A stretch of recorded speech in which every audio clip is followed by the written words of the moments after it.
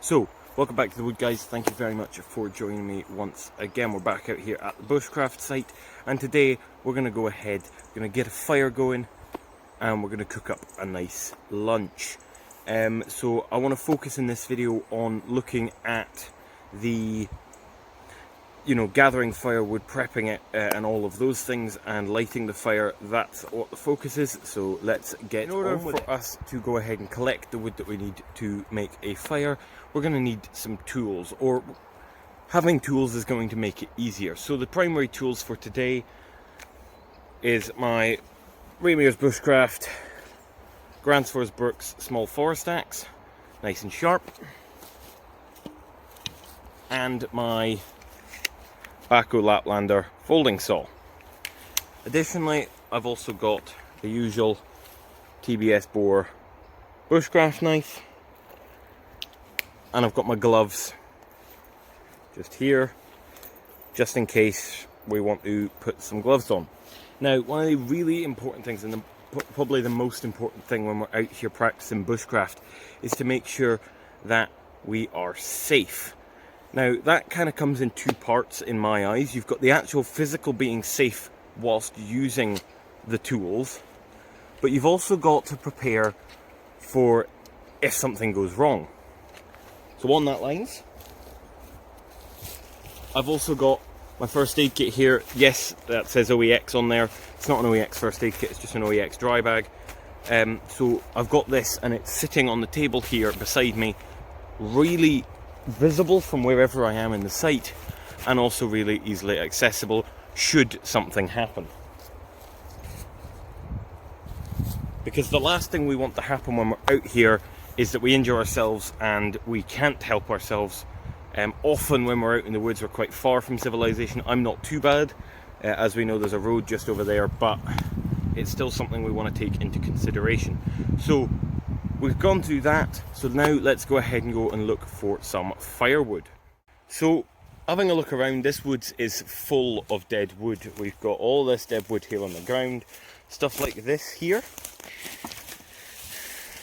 That's pretty good. I'm pretty sure this was a cut that I made, so that's really good. But one of the things we want to look for when we're looking for firewood is we want to look for dead standing.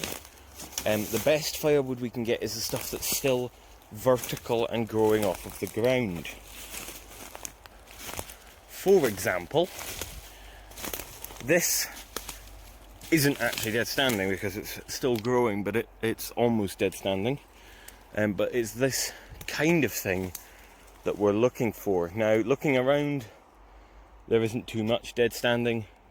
I think most of our firewood's probably going to be limbs of trees, as in dead limbs of trees, and things like that.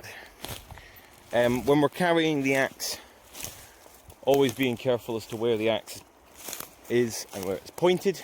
So there's not been much dead standing. I've not found really any dead standing, so we're just going to go for some of these limbs here. This main trunk here itself is actually quite dead in general. Looking up, because it's a secondary shoot off the main tree that's just there. It's not growing quite as well, so it's not too bad to take. We could use it, but it's really quite big, as you can see. But we've got limbs here like this one. There's one that's lower down, one's higher up. So we can take a few of these. Now, we could go ahead and try using the axe, but from experience with how dense this wood has been in this area, I think I'm going to go for the saw. So I'm going to pop the axe down somewhere safe where I know it is, down there. We'll take out the saw, and we're just going to saw away now. Actually, in terms of safety, we want to make sure our working area is clear. Now, bits of stick like this we can keep, because they come in handy. But I'm actually going to take this branch here off first, so it's out of my way. I'm aware you can't really see this.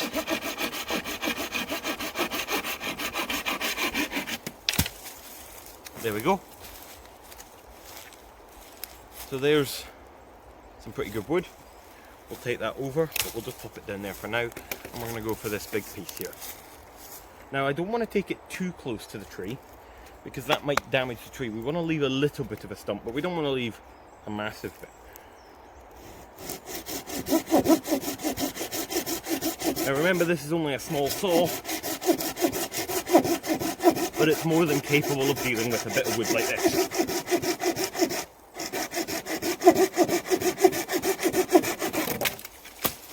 And there we go. Lovely bit of wood there.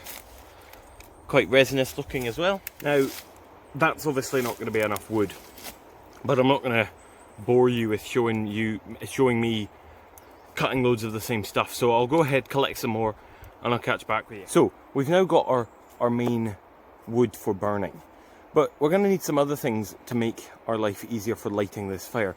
So one of them is something to ignite, a tinder bundle, as it would be generally known, but we're going to use birch bark today. So down here beside me there's actually quite a lot of birch, dead birch on the ground over here.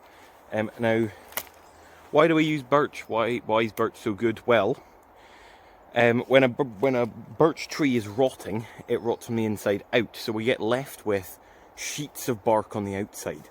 But why the bark's so good is because it's full of resin, and it takes a spark from a ferro rod or a lighter flame really easily. So we're going to go ahead and collect some from down here. We've got our birch bark here, and we can just peel off these sheets of birch bark. It comes off nice and easily. If we need to, we can come in with a knife, or in fact this one's decayed enough that we can kind of get our fingers under it anyway. And we get some nice sheets here. So that's us collected our birch bark, so let's pop it down over here. We'll pop it on the chopping block. That way we know exactly where it is. But the issue is, if we try and light that birch bark and then just pop our wood on, our wood's this thick. It's not going to do anything. So we need to collect some other materials to help us burn. Now the other thing we'll do is also process this wood down so it is easier to manage and use. But we also want to get some smaller materials, some twigs, off of the branches of trees. So let's do that. So I didn't film that there, but we've got our twig bundle here. This is probably about the amount you want. You want enough to be able to kind of split into two decently sized bundles. So this will help us to get our fire going. In terms of the fire process, the birch bark is our tinder, this is our kindling, and then we're going to step up to some slightly larger kindling and then up to our fuel wood. So now what we're going to do is we're going to go ahead and start processing this wood down. So now we're going to process down this wood. So this is one of the pieces we've got here, and it's got lots of these branches on it. So the first thing we're going to do is we're going to take the axe and take these branches off. So again, Grantsford's Brook Small Forest axe, taking the mask off, putting the mask in our pocket so that we don't lose it. And we're working here on a stump. Now, I went through axe safety in a previous video, but again, just to refresh, standing off to the side, making sure that the axe only swings into the workpiece, the chopping block / ground, or the air. And we're just going to take these limbs off. Now generally you want to work with the direction of the branch, but with the layout of this one it's a bit difficult to do that.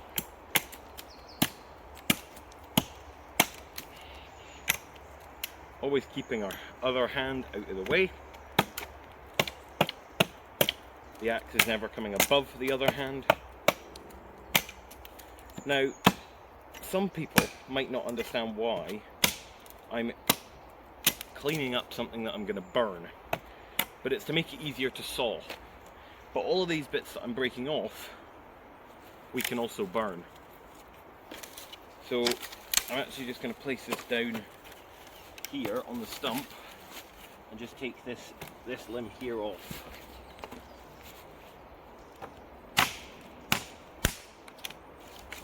And this limb here off.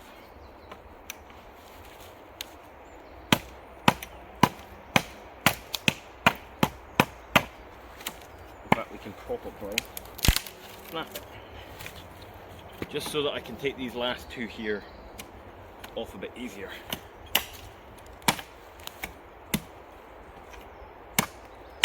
And there we go. So we've now got a clean piece here. Now we might be able to snap it with our knee. It is cracking. There we go. but we probably want to be sawing this in half. So there is kind of our final size for some of these pieces. We might then split them with the axe later on. So now I'm going to go ahead and do the same for all my other wood. We'll split it down.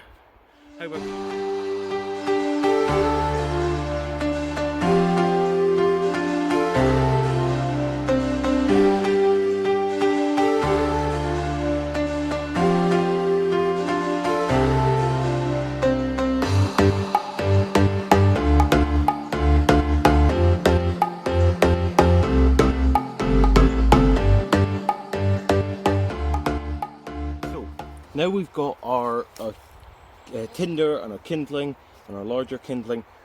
We want to go ahead and start getting ready. So one of the first things we want to do is we want to make sure that all of our materials are easily accessible. So I'm going to have my kindling there, my small kindling. My birch bark is going to be here ready to go. Now we've had a fire in this fire pit before, so there is also some charcoal that we can be using. I'm then going to get some of my other small wood and have it ready on this side of the stump. So that's our next step up in the kindling department. So we've got our tinder, our small kindling, our slightly larger kindling, and then it will scale up again to some even larger wood.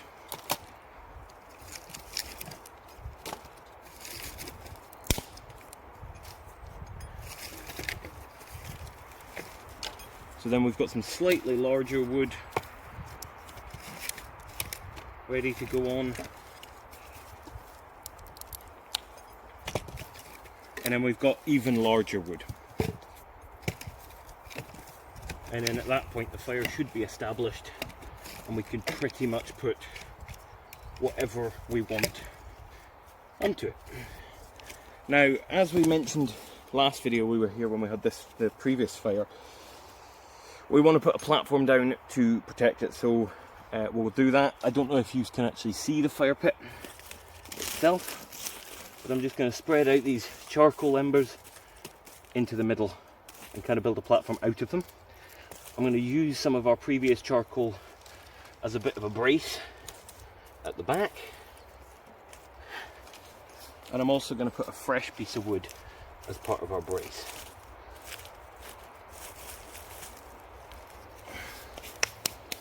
So, in terms of the birch bark, we're going to pick out one of our larger pieces, like this piece here, and it's the outside that we want. But we're going to try and get rid of some of that wet that's on the inside. I'm just going to do that by rubbing it on the stump. Now the rest of it can go on to kind of extend the flame. Now what we're going to do is we're going to take our knife and we're just going to scrape the outside of the birch bark, creating a very fine dust.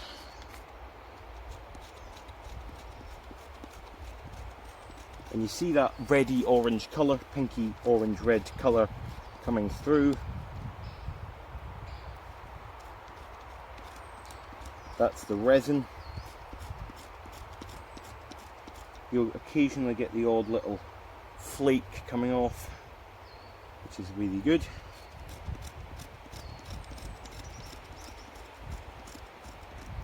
But we're being careful to try and not break through the birch bark. If we do, we need to stop.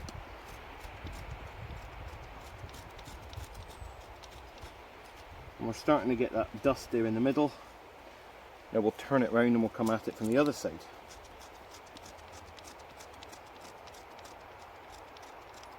Now if it's windy, you need to be careful that this dust doesn't blow away. So there's our dust there. That's not a lot. I might try and get a little bit more off of a different piece of birch bark, but I think we can make it work. So all I'm going to do here is break down some of these birch pieces into thin, without throwing it, into some thin threads that I can add to this to extend the flame. So now what we do is we take our ferro rod and we're ready to go. So making sure final check that our fire pit's ready. We're going to light it here and then move this down there because it's easier to do that way. Got a ferro rod here from Forester Bushcraft. Those really good sparks. So we want to start actually by throwing some metal shavings off our ferro rod into that pile, and we can see them there, the metal shavings, because they will burn as well. Got our spark. We've got a flame. As the wind picks up, typical. Wait for the wind to die down.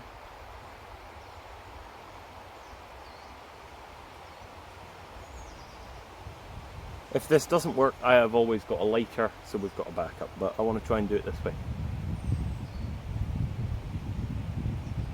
Still waiting on that wind dying down. Wait for the gust to go away. I mean, it's not too bad down here, but it might affect us. So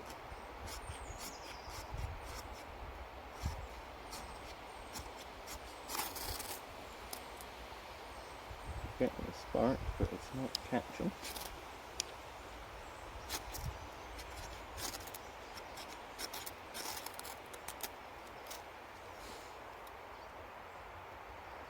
Nope.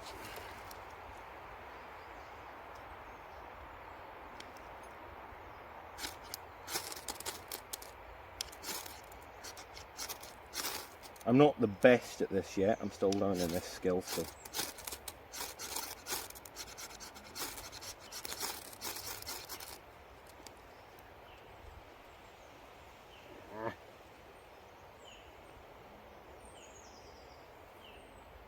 Running out of dust here as well.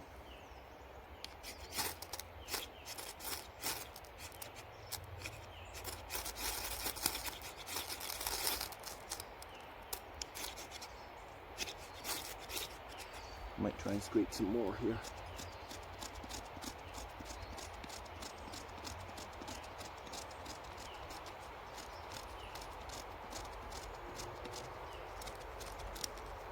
The more dust we've got, the higher likelihood it is it's going to go.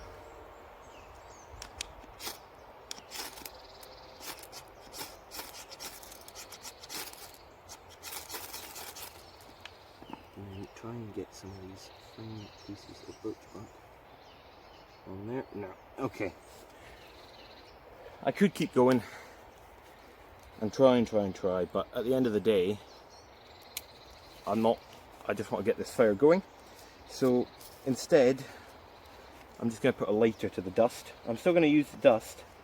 I'm just going to put a lighter to it instead, and it'll burn much easier, except it's going to burn too quickly and it's going to burn out. So instead, let's just try and... Instead, here's what we'll do. We'll shred up our birch bark, right? There's another method of doing it. Shred up our birch bark into kind of a bundle.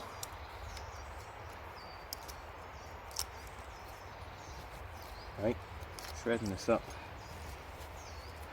Now this isn't the super papery birch bark that we can see in places like Scandinavia and the Canadian wilderness.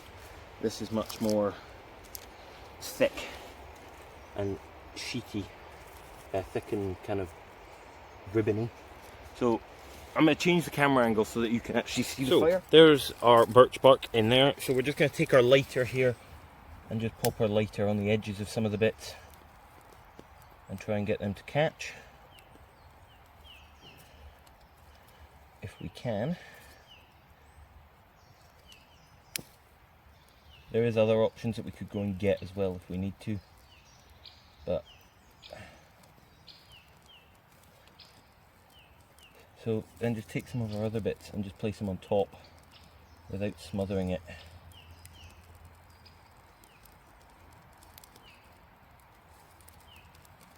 Yeah, that's what I mean by smothering it.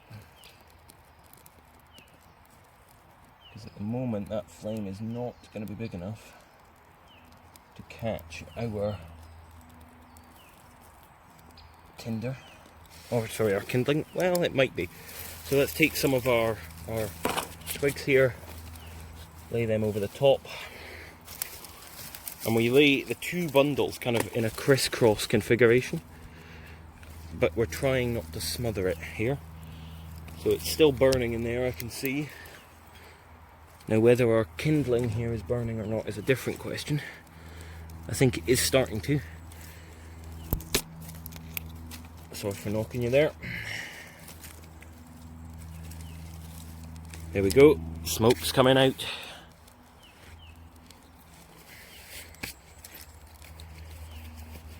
So we can now start to add some of our larger wood onto it, or slightly larger kindling. Now I just kind of typically go for that TP style, but I'm not too concerned about the shape. I'm just kind of laying it on as and when, and where I see the gaps. It's important when you're making a fire. A lot of people go too slowly, they just kind of put one stick on at a time. We want to try and keep it going. We're not one sticking it.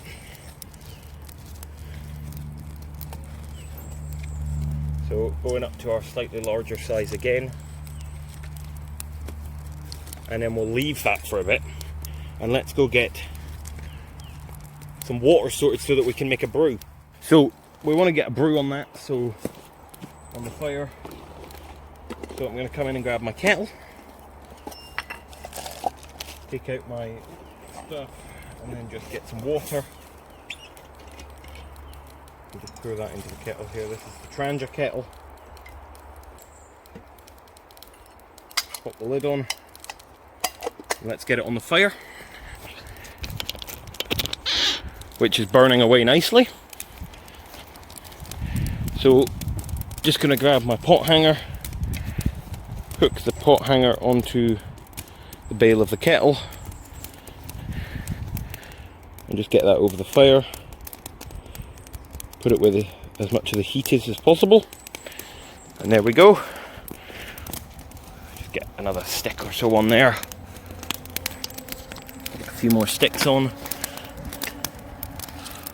So our kettle's over the fire, but now let's start looking at what we're going to cook. So for lunch today, I'm going to use the Trangia frying pan on the fire. I've got some minute steaks, so some really thin steaks here, two of them, and I've got a roll, so we're going to go ahead and make a steak roll. But we'll get a brew first, and we'll sit and enjoy this fire. So that's 1 o'clock now, so I'm starting to get hungry. So I think at least what we'll do is we'll get the steaks out into the frying pan. I'm not sure if I'll get both in one. I might cut them up into strips instead. Just feed my knife.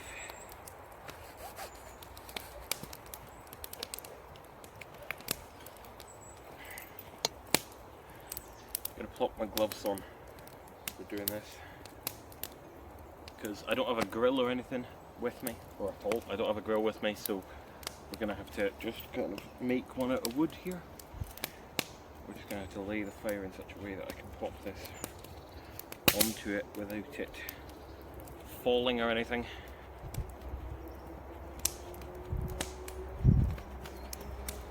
Gloves on. Open up an area there in the middle, but what I'm going to do, build up the fire at the edges.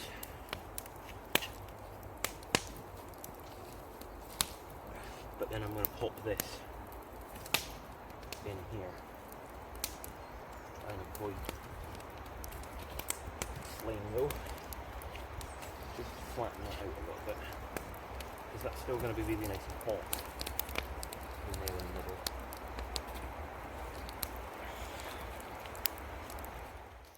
Just look at that. Look at that lunch. Lovely. I'm going to sit here and enjoy this while watching that fire. Cheers. Right, so we've had lunch now. That was absolutely lovely. Fire's still burning away here. I'm going to wrap this video up here. I'm just kind of going to let this burn out and then probably call it a day. So thank you for watching. Hopefully you learned something. Maybe you learned some new techniques on getting the fire going, or you just enjoyed watching the video. So that's it for this one, guys. Thank you very much for watching. Please hit that like button if you enjoyed it. Subscribe if you're new. And until next time, bye for now.